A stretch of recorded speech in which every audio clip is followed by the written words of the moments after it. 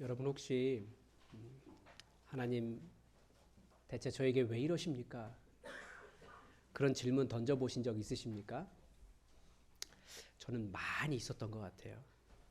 그런데 제 머릿속에 이렇게 막 언제가 처음이었을까 이렇게 막 생각한 적이 있는데 언제냐면 제가 청년 시절에 수련회 갔을 때 들었던 설교 때문이었던 것 같아요. 그때 목사님 설교를 잊을 수가 없어요. 그때 목사님이 설교하면서 그렇게 말씀하셨어요. 야고보서의 말씀을 전하셨는데 하나님은 시련 가운데서 우리를 연단하신다. 그리고 그런 연단을 통해서 우리를 온전하게 하신다. 그러면서 여기까지는 좋았어요. 어, 어, 그런데 이제 예로 든 것이 이제 재밌자고 좀 재밌게 해보시려고 그러신 것 같아요. 가난하고 공부도 못하고 맨날 아르바이트 해야 되고 농구하면 골 하나 안 들어가고 이런 얘기를 하셨는데 제가 그 말을 듣고 갑자기 화가 났습니다. 보니까 다 제 얘기 같았어요. 감사하라고 하나님께서 온전하게 하시려고 그렇게 하셨다는데 뭐가 감사하냐고 제가 그랬던 기억이 있습니다.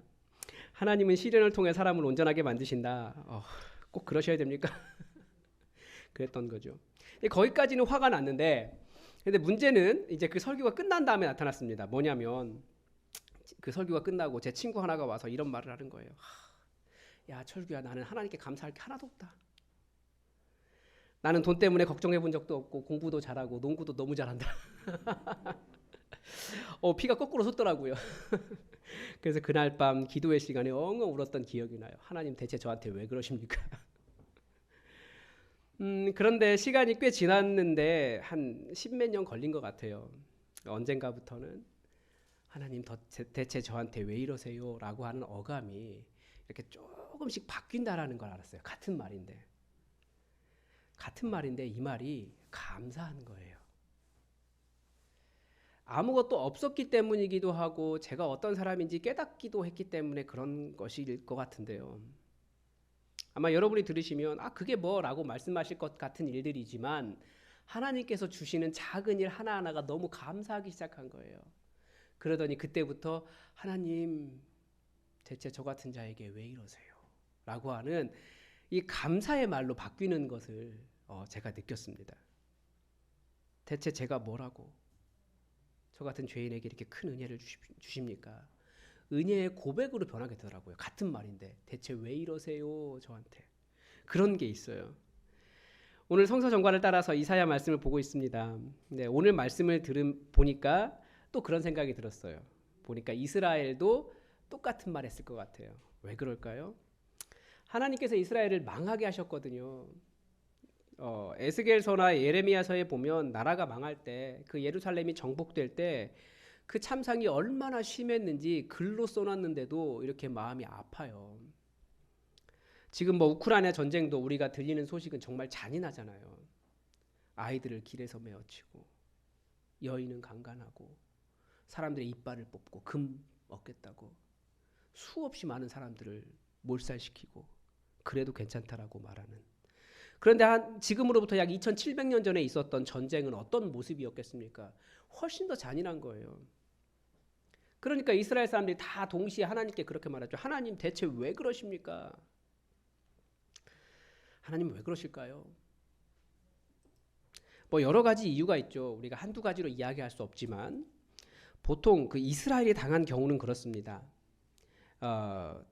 우리의 문제도 있는데 우리는 보통 큰 어려움을 겪는 사람들을 보면 주로 왜 그렇다라고 이야기합니까?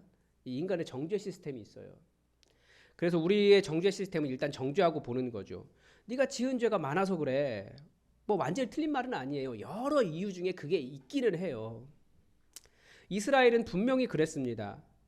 그런데 재앙이라고 하는 것은 눈이 없어요. 여러분 코로나 바이러스가 죄인과 죄인이 아닌 사람을 따라다닙니까?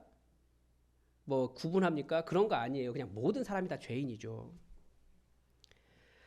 예수님이 그런 말씀하셨어요. 예루살렘 망대가 무너져서 많은 사람들이 죽었는데 그 사람들이 너희보다 악해서 먼저 죽은 줄 아느냐? 아니다. 다 회개하자라면 어차피 똑같다. 예수님 그렇게 말씀하셨어요. 우리 다 죄인이라는 거죠. 욥기가 이야기하는 것도 그겁니다. 욥기에 보면 욥의 친구들이 혹시 틀린 말 하던가요? 아니에요. 욥의 친구들이 욥이 당한 재앙을 보면서 하루아침에 망해버린 욥을 보면서 여러 가지 이유를 해요. 하나님께서 절대 그냥 아무 잘못 없는데 너한테 그러신 것이 아닐 거야. 너한테 죄 있는지 한번 생각해봐. 라는 말을 하는데, 그러면서 욥의 그 친구의 말들이 굉장히 멋있는 맞는 말처럼 보이는데, 하나님이 나중에 뭐라고 말하십니까? 욥 잘못한 거 하나도 없어. 욥의 친구들 너 다들 다 욥에게 미안하다고 이야기해. 그렇게 말씀하십니다. 그러니까 우리의 정죄 시스템이 문제가 있는 거지, 하나님은 그렇게 바라보지 않으신다라는 거죠. 그러니까 여러 가지 이유가 있는 거예요. 재앙을 당하는 데는 아무 이유가 없을 수도 있어요. 재앙은 눈이 없으니까. 새벽 설교 시간에 이런 말씀 드린 적이 있습니다. 우리는 다 죄인입니다. 어떤 재앙을 당하면 우리는 다 정죄합니다. 근데 우리가 받은 명령은 정죄가 아니에요. 당신이 죄가 많아서 그래. 그거 내 입으로 할 수 있는 말 절대 아닙니다. 우리 입에는 그런 말이 없어요. 우리가 받은 명령은 뭡니까? 비판해라, 정죄해라가 아니고 사랑해라예요. 그래서 재앙당한 사람을 보면, 어려움을 당한 사람을 보면 우리가 할 일은 사랑하는 거고, 안타까워하는 거고, 우는 자들과 함께 울어주는 거고, 위로하는 거예요. 우리나라가 집단적으로 큰 눈물을 한번 흘리지 않았습니까? 그런데 교회라고, 그때가 또 마침 할로윈이었다고 또 왜 정죄합니까? 그거 우리 입에 있는 건 아니에요. 성경은 우는 자들과 함께 울라라고 말씀하셨지, 사랑하라고 말씀하셨지, 그 사람들 귀신 노름하다가 죽었어 이런 얘기 하지 말라고 그랬거든요. 그러나 재앙을 당한 본인도 혹시 하나님 앞에서, 이건 본인과 그 사람과 하나님과의 관계 안에서만 고민하는 겁니다. 혹시 내가 하나님께 잘못한 것이 있는지 한번 자신을 돌아볼 필요는 있어요. 왜냐하면 어떤 경우는 실제로 죄가 문제가 되기 때문입니다. 어떤 죄일까요? 오늘 본문 우리가 읽진 않았지만 앞본문에 65장 7절에 보면 너희의 죄악과 너희 조상들의 죄악은 한 가지다. 그들이 산 위에서 분향하며 작은 산 위에서 나를 능욕하였습니다. 그러니까 사람의 많은 문제들, 사실 근본적인 문제는 뭡니까? 하나님을 무시하고 자기가 하나님이 된 것처럼 교만할 때 그렇다라는 거죠. 우리가 사는 이 세상은 또 공중권세 잡은 자 사탄의 지배 아래 있기 때문에 또 그렇게 하지 않더라도 불의의 사고가 너무나 많아요. 다 똑같아요. 예루살렘 망대가 무너지면 그 밑에 깔린 사람은 다 죽는 거예요. 그러니까 하나님을 의지하며 사는 우리도 어쩔 수 없이 하나님께 그렇게 물을 때가 있는 거죠. 하나님 대체 저한테 왜 이러십니까? 그러나 제가 보기에 그런 원망이라고 할지라도 그 사람이 하나님을 그렇게라도 붙잡고 있다면 하나님은 그를 결국 어떻게든지 그 사람을 변화시키십니다. 그 변화가 무엇일까요? 그 변화를 우리는 회복이다라고 이야기합니다. 그러니까 하나님을 어떻게든지 붙잡고 있어야 돼요. 그러면 하나님은 결국 그 사람을 회복시키세요. 그러니까 저도 하나님 도대체 저한테 왜 그러세요? 라고 했던 그 원망의 말들이 그게 하나님께 대한 기도였더라고요. 그러더니 하나님이 그걸 언젠가 바꾸기 시작하셨어요. 감사와 은혜로. 그게 변화입니다. 우리가 당하는 것이 자신의 죄로 인한 심판이든 그냥 어쩔 수 없이 당하는 이 깨어진 세상의 현상이든, 하나님은 어쨌든 그런 일들을 통해서 결국 그 사람을 어디론가 이끌어 가세요. 그곳이 어디라고요? 회복이라고요. 어떤 회복일까요? 어떤 게 회복일까요? 그러니까 이스라엘이 바벨론 땅으로 끌려갔습니다. 이스라엘이 바벨론 땅으로 끌려가서 포로가 되었는데 하나님은 결국 그 모든 일들을 통해서 이스라엘을 회복하고자 하신 거예요. 그 바벨론 포로라고 하는 그 험악한 세월을 지난 자들에게 주시고자 하셨던 하나님의 회복이 무엇인가 오늘 말씀이 가르쳐주고 있습니다.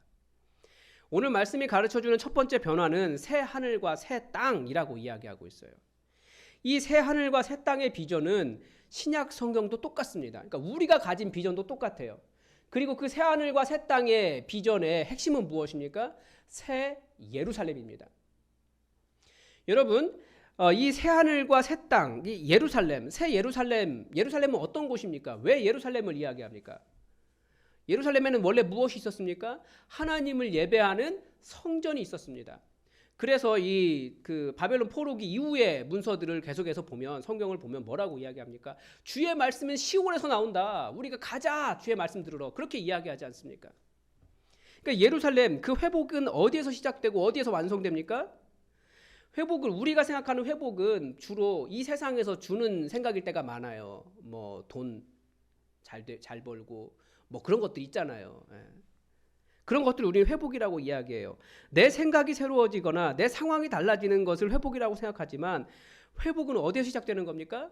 성전에서 주의 말씀이 선포되는 주의 말씀의 단에서 시작되는 거죠. 그래서 이스라엘이 만들어진 그 새 예루살렘은 어디에서 시작되었습니까? 성전이 다 무너진 바벨론 땅에서 시작되었어요.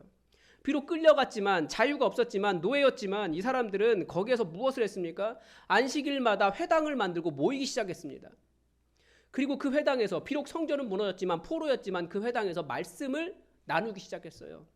하나님께서 자기들 조상들에게 행하셨던 일들을 찬양하기 시작했어요. 자기의 죄악들을 고백하기 시작했어요.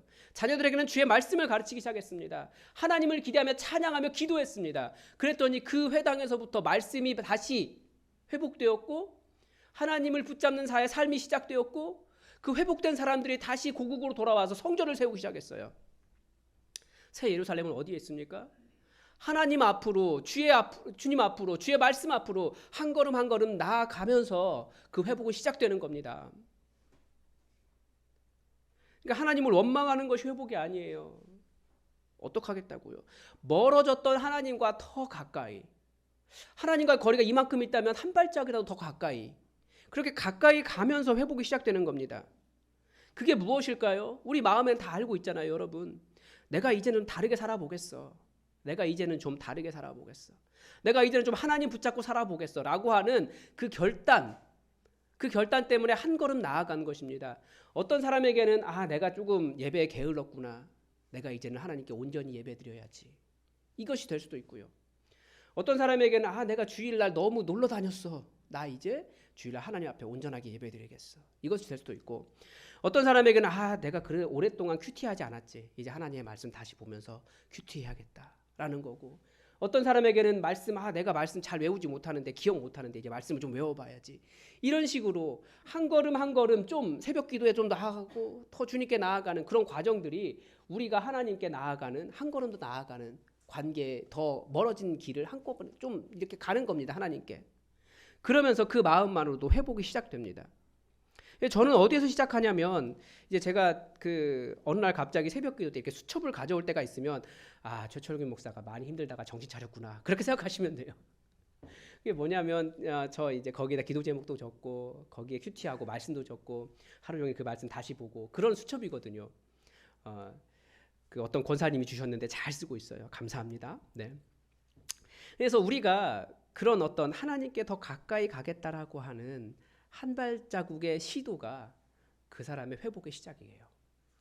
어떤 사람은 이제 내가 예배 드려야지. 내가 하나님 다시 믿어야지. 그런 것들이 회복의 시작이라는 겁니다. 하나님은 그런 사람을 새 예루살렘 되게 하시는 거죠. 새 예루살렘의 또 다른 의미는 무엇일까요? 이 새 예루살렘이 어떤 곳인지 우리 본문을 한번 살펴보면 18절 하반절에 보면 보라 내가 예루살렘을 즐거운 성으로 창조하며 그 백성을 기쁨으로 삼고, 요한계시록에서도 거룩한 성 새 예루살렘이 하늘로부터 내려오니 그 모습을 뭐라고 표현하고 있냐면 그 준비한 것이 신부가 남편을 위하여 단장한 것 같았더라. 그러니까 신부 화장한 모습이 새 예루살렘이라는 거예요. 그래서 요한계시록에서 신랑은 예수님이시기 때문에 이 신부는 순교한 성도들을 이야기하는 겁니다. 오늘 이사야 본문에서도 하나님께서 예루살렘을 즐거운 성으로 창조하시겠다라고 하셨는데 무슨 하나님이 레고 전문가도 아니고 성 이렇게 예쁘게 만들어 놓고 예쁘다. 내가 영원히 즐거워야지. 그렇게 말씀하시겠습니까? 그게 아니고 19절에서 말하는 것처럼 하나님께서 즐거운 성으로 하나님께서 영원한 기쁨 삼겠다. 내가 즐거워하겠다라고 하신 것은 성 자체가 아니라 그 안에 살고 있는 하나님의 백성들이라는 거죠. 나의 백성을 기뻐하리니 하나님께서 정말 기뻐하시는 사람들이 누굴까요? 하나님의 백성들이라는 겁니다. 하나님께서 창조라고 말씀하세요. 새로운 사람들을 창조하셨다라고 이야기하는 거예요. 세상에 여러 흑인도 있고 백인도 있고 동양인도 있다고 하는데 그리스도인도 있는 거예요. 하나님께서 창조하신 새로운 인종. 내 백성들 내가 만들었어. 나의 기쁨으로 삼고 내가 내 백성들과 함께 즐거워할 거야. 이것이 하나님께서 우리를 지으신 목적이라는 거죠. 여러분, 하나님은 누구를 기뻐하십니까? 대답이 딱 나와야 되는데 여러분을 기뻐하십니다. 나 자신을 기뻐하세요. 잘 안 와닿죠?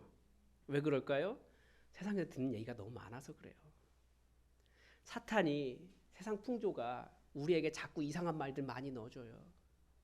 제가 오늘 아침에도 아침에 하는 루틴이 있습니다. 아침에 딱 일어나서 제일 먼저 저는 뭘 할까요? 누가 아냐면 당파들이 알아요. 저희 당회원들 있죠. 네. 아침에 새벽에 일어나면 가장 먼저 하는 게 그건데 제가 분명히 어젯밤에 잘 관리하고 잤거든요. 새벽에 무슨 일이 일어났을까요? 잘 모르겠어요. 전 새벽에 아무것도 안 마셨는데 숨 마셨는데 어우 정말 상상할 수 없는 수치가 나왔어요. 그런 마음속에 무슨 생각이 들까요? 그때 들리는 말이 사탄의 참소입니다. 아, 죽을 때가 됐나? 우리는 그런 생각 훨씬 더 많아요. 뭐만 잘못되면 왜 이러지? 근데 하나님의 마음은 그게 아니라는 거예요. 하나님은 내가 나의 백성, 내가 다시 창조해서 나의 기쁨으로 내가 영원히 즐거워하겠다라고 말씀하시는데 우리는 하나님의 음성보다 다른 걸 더 많이 들을 때가 있어요. 여러분 이렇게 한번 해볼까요? 여러분 이거 할 줄 아시죠? 이거 이렇게 한번 만들어 보세요. 손가락을 껴서 이렇게. 이 위로받을 수 없는 세상에서 요즘 이렇게 한대요. 근데 이때 던지는 메시지가 중요한 거죠. 세상은 뭐라고 이야기합니까? 잘 될 거야, 괜찮아. 뭐 이런 이야기 하지만 우리는 이걸 하나님의 말씀으로 새겨야 돼요. 하나님이 나를 기뻐하신다. 하나님이 나를 영원한 즐거움 삼으셨다. 하나님은 나를 살리신다. 하나님은 나를 이 거룩한 성산에 세우신다. 하나님은 나를 회복하고자 하신다. 이게 메시지예요. 우리는 그 음성 들어야 되는 겁니다. 세상이 주는 음성이 아니라. 하나님은 얼마나 우리를 사랑하실까요? 이사야서에서 계속 이야기하는 것은 새로운 창조를 이야기하고 있어요. 지금도 보라, 내가 새롭게 만들겠다라고 말씀하시거든요. 하나님의 백성, 하나님의 온전한 백성 삼을 수 있다면, 될 수 있다면 나는 새롭게 만들겠다라고 하시는 거예요. 우리가 믿는 하나님이 바로 그 하나님이십니다. 온 천지를 만드셨을 뿐만 아니라 하나님의 백성을 새롭게 만드시는 하나님이세요. 그 하나님이 우리 하나님이십니다. 다른 음성 말고 하나님의 음성을 들으십시오. 하나님은 우리를 어떤 상태로 회복시키고 싶어 하실까요? 하나님의 원래 계획을 한번 볼까요? 19절 하반절부터 오늘 읽은 본문이 다 그건데 우는 소리와 부르짖는 소리가 그 가운데서 다시는 들리지 아니할 것이다. 이 우는 소리, 부르짖는 소리, 전쟁과 사고, 재앙으로 사랑하는 사람을 잃었을 때 그 남은 자들이 그 창자가 끊어지는 아픔의 소리잖아요. 그러니까 하나님께서 계획하신 나라는 이런 나라입니다. 근데 이 땅이 여전히 깨어진 하나님 나라라는 것을 우리는 알 수 있죠. 아직 이 예루살렘이 오지 않은 거예요. 거기는 날수가 많지 못하여 죽는 어린이와 수완이 차지 못한 노인이 다시는 없을 것이라. 곧 100세에 죽는 자를 젊은이라 하겠고 100세가 못되어 죽는 자는 저주받은 자이리라. 확실히 우리는 다 이 세상에 저주를 받은 것 같아요. 100세 다 못 살잖아요. 그런데 하나님께서 만드신 나라는 영원히 하나님과 살아가는 영생의 나라라고 예수님 계속 가르쳐 주시잖아요. 그들이 가옥을 건축하고 그 안에 살겠고, 이건 좀 현실과 연결되어 있는 거예요. 포도나무를 심고 열매를 먹을 것이며 그들이 건축한 데에 타인이 살지 아니할 것이요 그들이 심은 것을 타인이 먹지 아니하리니 이는 내 백성의 수완이 나무의 수완과 같겠고 내가 택한 자가 그 손으로 일한 것을 길이 누릴 것이며 그들의 수고가 헛되지 않겠고 그들이 생산한 것이 재난을 당하지 아니하리니 그들은 여호와의 복된 자손이요 그들의 후손도 그들과 같을 것입니다. 성경이 또 이야기하는 것은 성경은 자기 손으로 수고하여 지은 것, 자기 손으로 수고한 대로 먹을 수 있는 것, 이게 복이라고 가르쳐 줍니다. 성경이 가난을 여러 가지로 이야기하는데 그 중에 하나는 뭐냐면 열심히 노력했는데 내 위에 계신 분이, 그러니까 갑이 다 뺏어가는 거예요. 혹은 난 열심히 일했는데 외부에서 노략질하는 사람들이 와서 다 뺏어가는 거예요. 그래서 손이 수고한 대로 먹을 수 있는 것, 이게 복되다라고 이야기합니다. 우리 열심히 일하잖아요. 근데 일한 만큼 대가를 못 받을 때가 훨씬 더 많잖아요. 그런데 그런 일이 없을 것이다 라고 가르쳐 주십니다. 현실에서. 그리고 또 하나 24절에 보니까 우리가 이것을 굉장히 중요하게 여기죠. 그들이 부르기 전에 내가 응답하겠고 그들이 말을 마치기 전에 내가 들을 것이다 라고 말씀하십니다. 그래서 이 말씀 전에 우리가 하나님은 왜 응답하시지 않으십니까? 오늘 12절은 이렇게 말씀하십니다. 이는 내가 불러도 너희가 대답하지 아니하며 내가 말하여도 듣지 아니하며 나의 눈에 악을 행하였으며 내가 즐겨하지 아니한 일을 택하였음이니라. 하나님께서 응답하지 않으시는 이유가 뭐냐면 첫 번째 이유는 내가 너 불렀는데 너도 안 왔잖아. 이거예요. 물론 뒤에 이제 정의의 문제도 있어요. 폭력이 있고 내가 잔인한 일을 많이 했기 때문에 하나님께서 하나님을 즐거워하지 않았기 때문에 이 문제도 있지만 첫 번째 말씀하신 것은 내가 너 불렀는데 네가 나 무시했잖아. 이런 거예요. 그러면 너도 내가 말할 때 귀 막았잖아. 그러면 우리가 항상 그렇게 이야기하죠. 대체 저희가 언제요? 그렇게 말하죠. 그래서 예수님은 두 가지 이야기하셨어요. 첫 번째는 대접을 받고자 하는 대로 대접하라 라고 말씀하셨습니다. 불쌍히 여김을 받고자 한다면 여러분 다른 사람에 대해서 불쌍히 여기십시오. 존중받고 싶으면 사람들을 존중하십시오. 외롭지 않고 싶으면 외로운 사람을 찾아가십시오. 위로받고 싶으면 위로하는 사람이 되십시오. 누군가에게 왜 나에게 이렇게 잘 안 해주지라는 생각이 들면 나는 정말 다른 사람에게 그렇게 잘해 주었는가 한번 생각해 보십시오. 그리고 또 하나는 천국잔치 비유입니다. 한 왕이 천국잔치를 벌여놓고 사람들에게 와라라고 했는데 사람들이 안 오는 거예요. 그때 성경이 말하는 이유가 뭡니까? 사람들이 왜 못 가겠다고 이야기해요. 어떤 사람은 소 샀대요. 소 샀으니까 얘들이 잘 돌아가는지 한번 소를 몰아봐 준다는 거예요. 죄 아니잖아요. 우리로 말하면 자동차 샀는데 자동차 한번 길들이기 위해서 좀 가야 되는데 한번 운전해봐야겠는데 그런데 그거 자동차 시운전하느라고 예배에 못 온다? 이런 의미가 되는 거죠. 어떤 사람은 밭을 샀으니 밭이 좋은지 보러 가야 하고 농사 지으러 가야 된다는 거예요. 어떤 사람은 결혼했으니 아내랑 놀아야 하고 아내랑 결혼했으니까 재밌게 노는 게 잘못된 겁니까?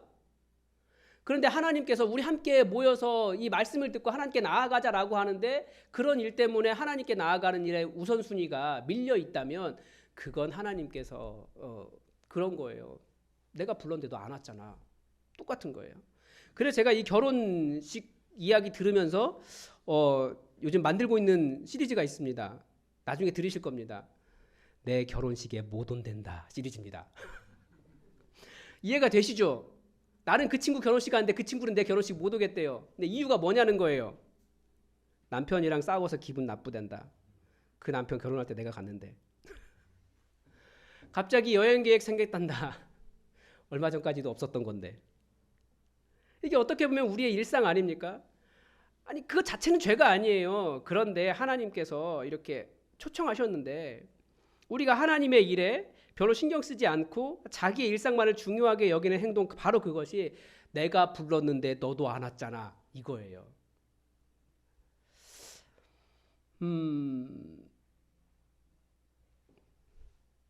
이번 주 토요일부터 부흥회입니다. 이리와 어린 양이 함께 먹을 것이며 사자가 소처럼 짚을 먹을 것이며 뱀은 흙을 양식으로 삼을 것이니 나의 성산에서는 해함도 없겠고 상함도 없으리라 여호와께서 말씀하시느니라. 원수도 해치는 것도 해로움도 없는 그곳이 우리 하나님께서 우리에게 주시고자 하신 하나님 나라입니다. 강한 자도 약한 자도 함께 살아갈 수 있는 것이 하나님 나라입니다. 그것이 우리 그리스도인이 갖고 있는 새 하늘과 새 땅의 비전이고 우리가 새 예루살렘 되고자 하는 비전입니다. 여러분은 어떤 세상을 꿈꾸십니까? 무엇이 회복이라고 생각하십니까? 어떤 곳이 천국이라고 생각하십니까? 주로 부자가 되고 강자가 되고 마음대로 할 수 있고 그런 위치가 되는 것을 우리는 회복이라고 생각할 때가 있어요. 그러나 하나님께서 계획하신 하나님 나라가 아니라 내가 생각한 나라가 목적이 될 때 그 사람이 살아가는 세상은 절대 하나님 나라가 될 수 없는 거죠. 하나님께서 하신 말씀을 들으시기 바랍니다. 하나님 나라 회복은 하나님께 한 걸음 나아가면서 거기서부터 시작합니다. 여러분 오늘 이 주에 오늘 하나님을 위해서 하나님께 내가 조금 더 정신 차리고 다시 살아가 봐야지 라고 하는 결단을 하나씩 하시고 그것을 일주일 동안 실천해 보시기 바랍니다. 그게 하나님께 한 걸음 한 걸음 나아가는 거예요. 여러분 우리에게 말씀의 잔치가 열려 있고 초청이 되었습니다. 여러분 다른 것 만사 제쳐놓고 나오십시오. 하나님의 은혜를 사모하며 하나님께 주시고자 하신 하나님 나라가 우리에게 있어요. 그런 결단이 삶 하나씩 쌓여가고 그런 하나님의 회복을 하나씩 경험할 때 하나님은 결국 하나님께서 계획하신 그 거룩한 산에 우리를 세워주실 것입니다. 그 일을 위해서 예수님이 오셨습니다. 여러분 예수님께서 우리를 위해서 하늘 보좌 버리시고 내려오신 그 일을 기억하면서 만사 제쳐놓고 너는 나의 기쁨이다. 내가 너희를 창조하였다라고 말씀하시는 그 예수님의 일들을 기억하면서 여러분도 예수님의 초청에 함께 반응해 주시기 바랍니다. 기도하겠습니다. 하나님 아버지 오늘 하나님께서 계획하신 원래 하나님의 계획 그 거룩한 성산에 우리를 두시고자 하신 그 나라가 어떤 곳인지 그 목적이 무엇인지 우리가 다시 한번 말씀을 통해 살펴보았습니다. 하나님 아버지 우리에게 수없이 부르시고 우리를 초청하시고 하나님을 위한 새로운 결단을 하루하루 해가기를 원하시는데 오늘 우리가 하나님 앞에 어떻게 새로워졌는지 다시 한번 돌아보게 하시고 아버지께서 원하시는 거룩한 성산에 설 수 있도록 우리를 새롭게 빚어주시며 결국 하나님께서 원하신 새하늘과 새 땅 하나님께서 다시 만드실 새 예루살렘으로 우리를 삼아 주시옵소서. 주께서 함께 하시길 원하며 온전한 회복을 우리 가운데 일으켜 주시기를 간절히 원하며 예수님의 이름으로 기도드립니다. 아멘. 우리 함께 찬송가 249장으로 우리 하나님 앞에 감사드리겠습니다.